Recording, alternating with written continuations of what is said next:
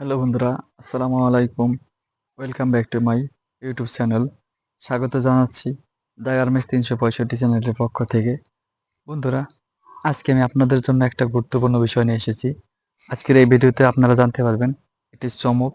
যে চমকটি হচ্ছে যে আসন্ন কুরবানি ঈদকে সামনে রেখে অন্তর্বর্তীকালীন সরকার একটা ছুটি নির্ধারণ করেছে।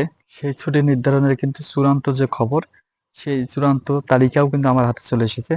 আজকে আমি সেই বিষয়টা নিয়ে মূলত আলোচনা করবো আপনাদের মাঝে। আলোচনা শুনতে অবশ্যই আমার ভিডিওটা শেষ পর্যন্ত দেখতে থাকবেন এবং সেই সাথে যারা আমার চ্যানেলটি সাবস্ক্রাইব করেনি সাবস্ক্রাইব করে দিয়ে পাশে থাকবেন। তাহলে চলুন ব্যাস কথা না বলে শুরু করি।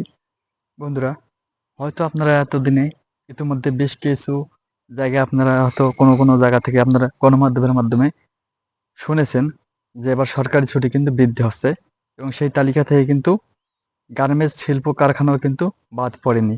গার্মেন্টস ফ্যাক্টরিগুলো কিন্তু যুক্ত হয়েছেন সেই ছুটির তালিকায়। কি আর সেই ছুটির তালিকা ভোগ করা হবে এবং কতদিন সেই ছুটি, এই বিষয়টা কিন্তু আজকের মূল আলোচনা। বন্ধুরা, গার্মেন্টসে কিন্তু শুধু গার্মেন্টস না, বাংলাদেশ সরকার কিছুদিন আগে অন্তর্বর্তীকালীন সরকার তিনি একটা ঘোষণা দিয়েছিলেন যেখানে সরকারি ছুটি ৮ দিন করা হয়েছে। এই ছুটিটা কিন্তু এখন বাস্তবে রূপ নিয়েছে। সমস্ত অফিস আদালত এবং সরকারি বেসরকারি প্রতিষ্ঠানে সব জায়গাতে কিন্তু এটা এখন বাস্তবে রূপ নিয়েছে। এখান থেকে কিন্তু গার্মেন্টস শিল্প কারখানাও কিন্তু বাদ পড়েনি। বিশেষ করে গার্মেন্টস শ্রমিকদের মধ্যে বেশ কিছুদিন ধরে কিন্তু একটা উত্তেজনাপূর্ণ আলাপ চলছিল যে তাদের ছুটিটা বাড়বে কিনা, কিন্তু শেষ পর্যন্ত কিন্তু তাদের সেই সংখ্যাটা কেটে গেছে। এবার কিন্তু কুরবানির ঈদে সরকারি ছুটি গার্মেন্টসে কিন্তু ৮ দিন। এটা এক ধরনের একটা চূড়ান্ত খবর। এটা কিন্তু কোনো রকম এদিক ওদিক করার কিন্তু সুযোগ পাবে না গার্মেন্টস মালিকরা।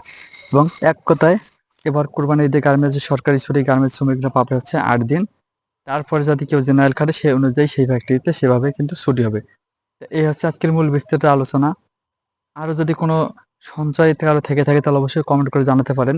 এবং সেই সাথে এই আমি আরেকটা জিনিস আপনাদের বলে রাখি, এই চূড়ান্ত খবরের শেষ পর্যন্ত যদিও আমি এখনো চূড়ায় পৌঁছাইনি, কিন্তু আমি যতটুকু আশাবাদী, শুধু আশাবাদী না, এটা কিন্তু এক ধরনের ক্লিয়ার হয়ে গেছে।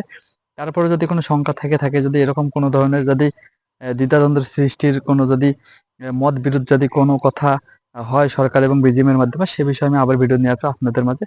আজকে এ পর্যন্তই, দেখা হবে নতুন কোনো ভিডিওতে। সে পর্যন্ত ভালো থাকবেন, সুস্থ থাকবেন।